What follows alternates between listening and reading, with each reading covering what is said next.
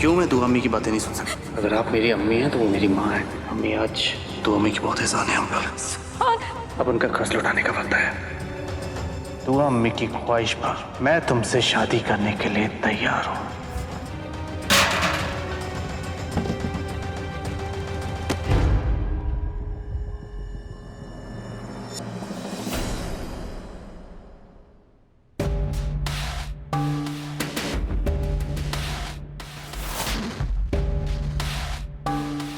छोड़िए मुझे।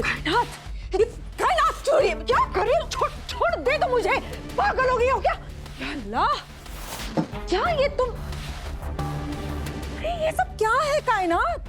हाँ ये कायनात बेटा, बेजान चीजों पर अपना गुस्सा निकालने का क्या फायदा? मारना ही है तो उस चालबाज दुआ को मारो। अच्छा खेल खेला है उस दुआ ने अपनी बीमारी का बहाना बनाकर। मेरा बस चले तो मैं तो उस दुआ का गला घोंट दूं। इतना चालाक कोई कैसे हो सकता है भला? और तुम कायनात, तुम उस दुआ से हार गई बेटा। कायनात, अल्लाह इतना बड़ा जख्म दिया इस दुआ ने। और आप मेरे जख्मों पर नमक छिड़कने के लिए आई हैं। नहीं कायनात, देखिए यहाँ से चली जाइए, वरना ऐसा ना हो कि मैं दुआ का गुस्सा आप पर निकाल दूं, आपको मार दूं मैं। नहीं कायनात, चली जाइए। छोड़िए मुझे। अच्छा ठीक है, निकाल लो मुझ पे गुस्सा, निकाल लो। तुम मुझे मारो कायनात, मुझे मारो। मैं बुरा नहीं मानूंगी क्योंकि मैं जानती हूँ कायनात कि तुम्हारा गुस्सा जायज है। और तुम्हारी जगह अगर मैं होती, अगर मुझ पर ऐसा जुल्म होता कायनात, तो मैं भी चुप नहीं बैठती।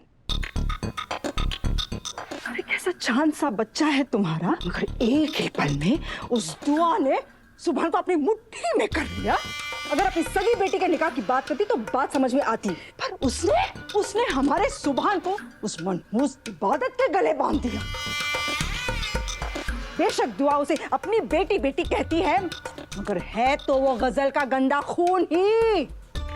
उसकी रग रग में साजिशें भरी है, साजिश है। आज दुआ की जिद गजल की बेटी को तुम्हारे चांद से बेटे की बीवी बना रहा है। माफ करना कायनात, तुम कुछ नहीं कर पा रही हो बेटा, कुछ नहीं।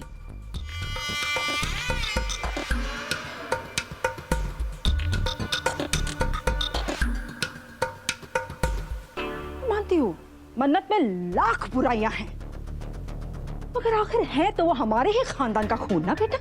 और आज अगर मन्नत तुम्हारी बहू बन जाती ना, तो फिर तुम मन्नत को अपनी मुट्ठी में करके दुआ को लोहे के चने चबाने पे मजबूर कर सकती थी, या फिर ये सारी जायदाद अपने हाथ में कर सकती थी।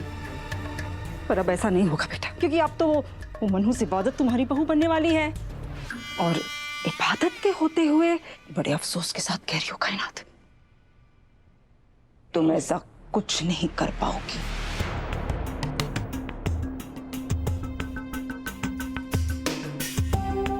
क्या बात है कायनात, तुम मुस्कुरा क्यों रही हो? आप आई तो यहाँ पर थी मेरे जख्मों पर नमक छिड़कने के लिए, लेकिन गलती से आपने मुझे एक ऐसा पैतरा बता दिया है जिसके बाद मैं दुआ का खेल पलट कर रख दूंगी। बस आप देखती जाइए, दुआ बेगम खुद इस रिश्ते के लिए मना करेगी। माफ करना कायनात बेटा, पर समझी नहीं। आपको समझने की कोई जरूरत नहीं है, बहुत जल्द खुद ब खुद आपको सब समझ आ जाएगा।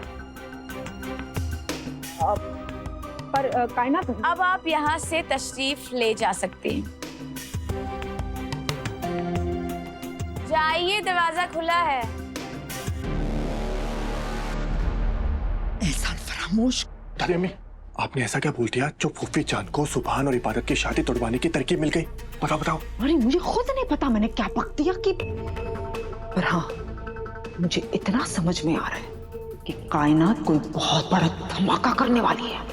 ऐसा धमाका करने वाली हूँ कि दुआ के पैरों तले जमीन खिसक जाएगी।